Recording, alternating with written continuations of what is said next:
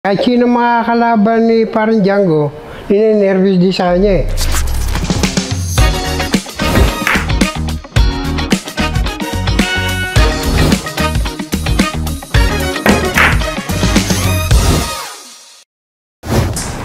Alam mo si parang Django, malakas ang ano niya, pulso niyan eh. Basta sa brake, laging malakas ang brake niya, magandang brake niya, kaya madalas yan, nahirapan yung mga kalaro niya.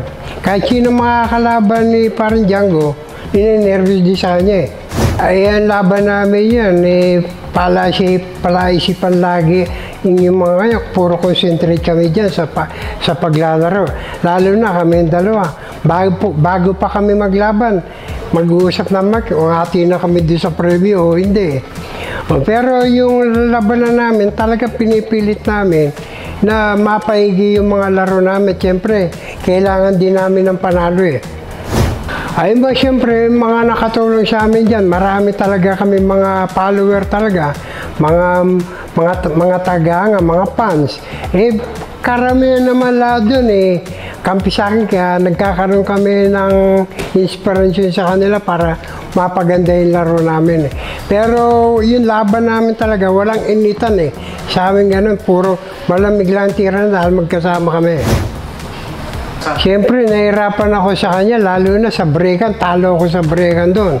Kung sino magandang bumreg doon, yun ang magiging lamang sa labanan eh. Pero siyempre, pagka wala rin nahulog sa kanya sa break, lamang din ako. Lalo na pagka yung walang pumapasok sa break sa amin dalawa. Kaya lang siyempre, napapaganda yung laram. Yung mga break niya, puro maganda, puro may hulog eh. Kaya minsan, natalo ako dyan, namamarder pa ako eh. Matutunan ko sa kanya, kailangan yan. Kailangan marunong ka magtaya para walang pumasok sa break niya. Pero talagang kahit anong gawin mo, yung break niya, lagi rin talagang memorable. Kaya mangyayari sa kanya, sa laban namin yan, galingan na lang, basta nakatira. Huwag na rin siyang bibigyan ng chance na makabreak. Sa lahat ng gusto magbilyar, ang mapapayo ko, lalo na sa mga beginner, kailangan talaga mag-ensayo kayo ng gusto, alamin lahat ang mga tira, panoorin nyo ang mga tira ng mga magagaling, at pag nag-practice kayo, gagayahin nyo na lang.